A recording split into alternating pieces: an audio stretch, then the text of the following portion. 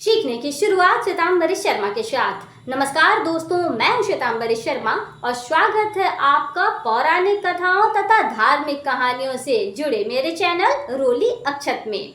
इस चैनल को शुरू करने का मेरा उद्देश्य न केवल आप सभी को धार्मिक जानकारी प्रदान करना था, बल्कि हमारे सभ्यता तथा संस्कृति के महत्व को भी उजागर करना था।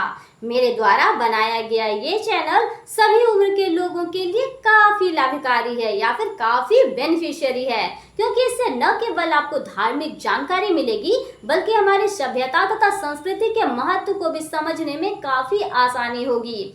दोस्तों, मेरे द्वारा बनाया गया ये चैनल हालांकि किंवदंतियों, पौराणिक कथाओं और लोक कथाओं पर आधारित है। दोस्तों, पितृपक्ष शुरू हो चुका है। चारों ओर लोग आपको तर्पण करते, पिंडदान करते और श्राद्ध कर्म करते नजर आएंगे। यदि मैं बात करती हूँ बिहार राज्य के गया जी के फल्गु नदी की, तो वहां पर यदि आप जाएंगे तो देखेंगे कि हजारों की संख्या में भीड़ इकट्ठी हुई पड़ी है और लोग अपने अपने पितरों का श्राद्ध कर्म, पिंडदान और तर्पण की कार्य को कर रहे हैं। इस क्रिया को करने से न केवल उनके पितरों को मोक्ष की प्राप्ति होती है, तृप्ति की प्राप्ति होती है, बल्कि उनके जीवन में भी या फिर जो लोग पितृपक्ष के अवसर पर वहां पे जाकर श्राद्ध कर्म, तर्पण और पिंडदान करते हैं, उन्हें उनके पितरों की कृपा दृष्टि, उनका आशीर्वाद प्राप्त होता है। उनका जीवन निर्बाध रूप से, निर्विघ्न रूप से, सुचारू रूप से चलता है और उनके जीवन में सुखी, शांति, खुशियों की बारिश होती है, समृद्धि की बारिश होती है। तो दोस्तों, यदि हमारे भी पितर हैं या हर किसी के अपने अपने पितर होते हैं, कहा जाता है कि इस पितृपक्ष के अर्पण पर यानी पितृपक्ष के सुअवसर पर आप अपने 3 पीढ़ी तक के पितरों का तर्पण, श्राद्ध कर्म या पिंडदान बिहार के गया जी के फल्गु नदी के किनारे पे जा करके कर सकते हैं। उनसे हमारे पितरों को न केवल मोक्ष और तृप्ति की प्राप्ति होती है, बल्कि वो प्रसन्न होते हैं और अपना आशीर्वाद और कृपा दृष्टि जो है हम पर अपना अवश्य ही लुटाते हैं। तो हमें भी इस अवसर का लाभ उठाना चाहिए। पितृपक्ष के जो अवसर चल रहा है, इसमें ये धार्मिक कार्य करना चाहिए और तर्पण की विधि को अवश्य ही करना चाहिए। हमारे ग्रंथों में, पौराणिक कथाओं में इस तर्पण से, श्राद्ध क्रम से, इस पिंडदान से रिलेटेड कई कहानियां मौजूद हैं। ये कहानी, ये लोक कथाएं आपको बताएंगे कि पितृपक्ष हमारे लिए क्यों इम्पोर्टेंट है। ये एक अच्छा समय है, न कि बुरा समय है। ये समय है हमें हमारे पितरों को याद करने का, उनके प्रति हमारी कृतज्ञता को प्रकट करने का, उन्हें प्रसन्न करने का, उन्हें तृप्ति और मोक्ष प्राप्त करवाने का। तो हमें जो है इस अवसर का लाभ उठाना चाहिए और गया जी जाकर के फल्गु नदी के किनारे, जहाँ की माता सीता ने अपने ससुर राजा दशरथ का पिंडदान किया था, श्राद्ध क्रम यानी तर्पण किया था, हमें भी वहां जाना चाहिए और अपने पितरों का तर्पण अवश्य ही करना चाहिए। तो दोस्तों, इस तर्पण कर्म को, इस श्राद्ध विधि को, इस पिंडदान की जो महत्व है, जो विशेषता है, उसे समझाने के लिए कई कहानियां, कई लोक कथाएं, कई पौराणिक कथाएं आपको सुनने को मिल जाएंगी। आज के इस वीडियो में मैं भी दोस्तों एक ऐसी ही कथा आप लोगों के सामने लेकर उपस्थित हुई हूँ। ये कथा आपको पितृपक्ष का महत्व समझाएगी, तर्पण के महत्व के बारे में बताएगी, क्या है पिंडदान, क्या है श्राद्ध क्रम और ये हमें क्यों करना चाहिए, इससे हमारे पितरों को क्या फायदा होता है, इससे हमें क्या फायदा होता है, ये हमारे लिए कितना ज़्यादा लाभकारी है और कितना ज़्यादा महत्वपूर्ण है, ये हम आज के इस वीडियो में इस कहानी के द्वारा समझने की चेष्टा करेंगे। कहानी बहुत ही लंबी है, किंतु मैं इस कहानी को संक्षेप में आप लोगों को समझाना चाहूँगी, ताकि ये कहानी की रोचकता बनी रहे, आप लोगों को उबाऊ ना लगे और इसके माध्यम से आप जो है पितृपक्ष का महत्व समझ सकें, तर्पण का महत्व समझ सके, पिंडदान और श्राद्ध कर्म के महत्व को समझ सकें। कहा जाता है कि लोक कथाओं में माता सीता और दानवीर कर्ण से रिलेटेड भी कई कहानियां हैं और कई प्रसंग मिलते हैं। कहा जाता है कि उन प्रसंगों में बताया जाता है कि किस तरह से माता सीता ने अपने ससुर महाराज दशरथ का पिंडदान किया, यानी श्राद्ध कर्म किया, और किस तरह से दानवीर कर्ण को अपनी मृत्यु के पश्चात पितृलोक से वापस पृथ्वीलोक पर आना पड़ा, अपने पितरों का पिंडदान करने के लिए, उनका तर्पण करने के लिए, उनका श्राद्ध कर्म करने के लिए, क्योंकि उन्हें जो है पितृ पृथ्वीलोक में भोजन और अन्न की यानी कि जल की प्राप्ति नहीं हो रही थी। तो इस तरह जब तक हम जीवित हैं, हम इस पृथ्वी पे हैं, हमें अपने पितरों का पिंडदान अवश्य करना चाहिए, उनका तर्पण अवश्य करना चाहिए।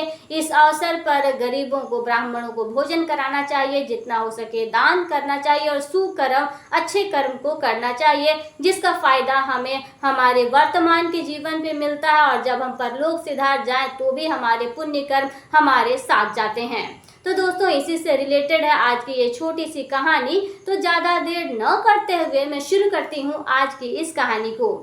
दोस्तों, ऐसा बताया जाता है कि एक बार एक इलाके में एक स्थान पे एक महिला रहा करती थी।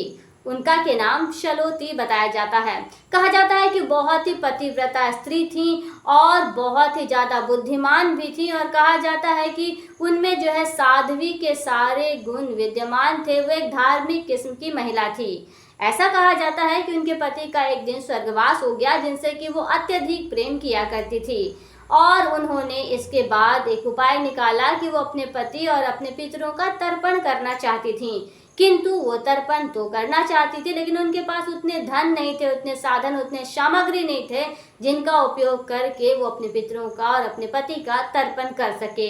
इसके लिए वो काफ़ी परेशान होती हैं, बहुत ही ज़्यादा संघर्ष भी करती हैं और अंत में उनके परेशानी, उनके संघर्ष और उनकी अंतर आत्मा का जो प्रबल इच्छा थी तर्पण करने का, उसे देख करके पितृपक्ष से एक आत्मा पृथ्वी लोक पर पधारती है। वो आत्मा इस सलोती नामक महिला के सामने जब प्रकट होती है तो एक चिड़िया के रूप में प्रकट होती है, जिन्हें कि हम सोन चिड़ैया के नाम से जानते हैं।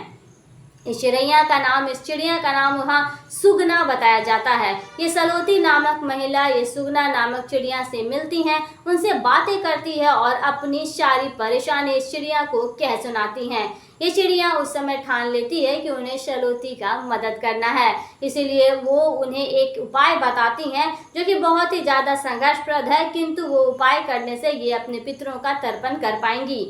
उपाय ये है कि चिड़िया जो है शलोती को एक खजाने के बारे में बताती है। न केवल उन्हें उन खजाने के बारे में बताती है, बल्कि उस खजाने तक पहुंचने में इस महिला की भरपूर सहायता करती है और ये महिला उस चिड़िया की सहायता से उस खजाने तक दोस्तों पहुंच भी जाती है। जब वहां पहुंचती है तो उन्हें बहुत सारे आभूषण, धन प्राप्त होते हैं, किंतु वो उस आभूषण, वो उस धन की प्राप्ति के पश्चात जरा भी अभिमानित नहीं होती और न ही बहुत ही ज़्यादा जो है फोकस करती हैं, शो ऑफ करती हैं। वो उस खजाने को जमा करती हैं, उन्हें अपने घर लेके आती हैं और उनका उपयोग करती है नेक कार्य में। वो नेक कार्य ये है दोस्तों कि उस खजाने का उपयोग करके वो अपने पति, वो अपने पितरों का तर्पण कर देती हैं। कहा जाता है कि इस तर्पण करने से इनके पितरों को मोक्ष की प्राप्ति होती है, वो प्रसन्न होते हैं, वो तृप्त होते हैं और इनकी पितृदोष समाप्त हो जाती है। इनके जीवन में सुखी, शांति, खुशी, समृद्धि की बारिश होती है। इन्हें पितरों का आशीर्वाद मिलता है, इन्हें इन पर पितरों की कृपा दृष्टि बन जाती है। इससे इनके जीवन में धन्य धान्य की पूर्ति हो जाती है। हालांकि इनकी सुख समृद्धि को देखकर इनकी जेठानी और इनकी देवरानी जो होती है वो इनसे काफ़ी ईर्ष्या करती है, जलन की भावना रखती है, किंतु ये उनकी परवाह बिल्कुल भी नहीं करती, अपना अच्छे से कर्म किया करती हैं और अपने पितरों, अपने पति का तर्पण करती हैं और एक नेक कार्य को कर लेती हैं। तो दोस्तों, इस कहानी के द्वारा, यानी ये जो कहानी मैंने आपकी सुनाई, इस कहानी के द्वारा हमें पितृपक्ष के अवसर पर तर्पण के महत्व को बताने का चेष्टा किया जाता है कि पितृपक्ष एक ऐसा सुअवसर होता है जब हम अपने पितरों को याद करते हैं, उनके प्रति कृतज्ञता प्रकट करते हैं और उनके प्रति हमारा जो कर्तव्य है उसे हम करते हैं, जिन्हें कि हम तर्पण के नाम से जानते हैं, श्राद्ध कर्म या पिंडदान के नाम से जानते हैं। यदि हम पितृपक्ष में अपने पितरों के लिए कुछ करना चाहते हैं तो हमें उनका तर्पण अवश्य करना चाहिए, पिंडदान, श्राद्ध कर्म अवश्य करना चाहिए, जिनसे कि उन्हें मोक्ष की प्राप्ति हो, उन्हें तृप्ति की प्राप्ति हो। और इस अवसर पर यदि हम ब्राह्मणों और गरीबों को यदि हम भोजन कराते हैं, जल का प्रबंध करते हैं उनके लिए, तो परलोक गमन करने के पश्चात हमें भी भोजन और जल की प्राप्ति होती है। तो दोस्तों इस जन्म में इस पृथ्वी पर रहते हुए हम यदि अपने हाथों से कोई भी शुभ कर्म करेंगे तो उसका फल हमें यथाशीघ्र ही प्राप्त होती है। हमारा जीवन निर्बाध रूप से, सुचारू रूप से, निर्विघ्न रूप से चलता है। सुखी, शांति, समृद्धि और खुशी की बारिश होती है और परलोक गमन करने के पश्चात हमारे जीवन में कोई परेशानी, हमारे आत्मा को कोई कष्ट नहीं होती है और हमें भी परलोक में भोजन और जल की प्राप्ति होती है। यानी इस जन्म में हम अपने हाथों से जो भी चीज़ दान करेंगे वो हमें परलोक में अवश्य ही प्राप्ति होती है।